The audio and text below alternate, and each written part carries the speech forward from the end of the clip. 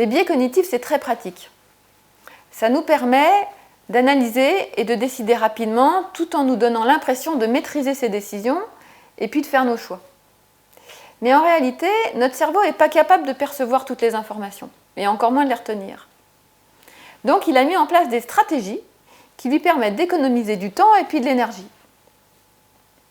Concrètement, ce qu'il fait, c'est qu'il prend les informations les plus évidentes au départ pour créer des schémas de représentation. Et puis, il ne tient pas trop compte des informations qui sont trop contradictoires ou un peu paradoxales. En fait, notre cerveau a horreur de la dissonance cognitive. Donc, il se débrouille toujours pour ne pas tenir compte des informations qui ne vont pas dans son sens. Eh bien, en fait, c'est ça exactement, les biais cognitifs.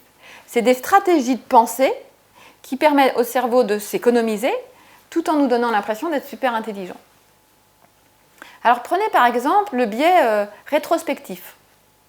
Lui, c'est quand notre cerveau réinterprète des événements passés pour nous donner l'impression qu'on a tout prévu. C'est par exemple quand on se dit « Ouais, non mais ça, je le savais.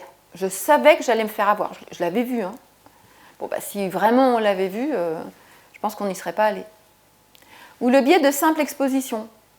Ça, c'est parce qu'en fait, plus on entend une idée, plus on l'aime.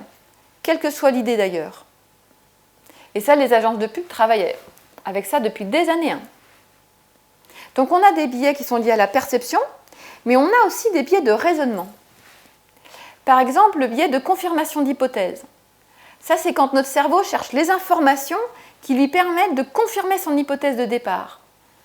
Ou le biais de représentativité, quand on généralise un raisonnement sans trop se poser de questions et sans faire de nuances. Et puis, il y a le biais de réification du savoir. Celui-là, je l'adore. Ça, c'est quand on pense qu'une connaissance est immuable et extérieure, et qu'on oublie complètement que toute connaissance est nécessairement émise par un être humain, et donc comporte une part de subjectivité. Alors, le biais de réification du savoir, c'est intéressant parce qu'il engendre un autre biais qui est le biais de soumission à l'objectivité. Et là, c'est pareil, c'est quand on croit à l'objectivité de manière absolue. Et on se soumet aux personnes qui sont censées légitimer ou représenter cette objectivité. Alors, d'une époque à l'autre, ça va être des philosophes, des mathématiciens, des statisticiens. En fait, ce qu'on apprend des biais cognitifs, c'est que notre cerveau a des schémas de représentation. Il a des réflexes de pensée. Et surtout, il est feignant.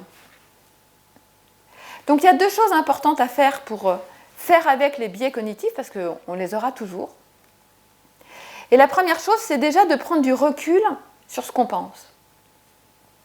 On peut très bien avoir des idées fortes, hein, des convictions, des intentions. Mais il faut au moins reconnaître que ce sont les nôtres. Et qu'en face de nous, il y aura des personnes qui auront d'autres cerveaux, d'autres modes de fonctionnement, et qui ne verront pas forcément la même chose que nous. Et puis la deuxième chose, à mon avis, c'est que c'est important de pouvoir accepter avec bienveillance et avec beaucoup plus d'ouverture des choses qui sont paradoxales, qui sont ambiguës, qui sont contradictoires. En fait, c'est important d'accepter un peu plus la complexité.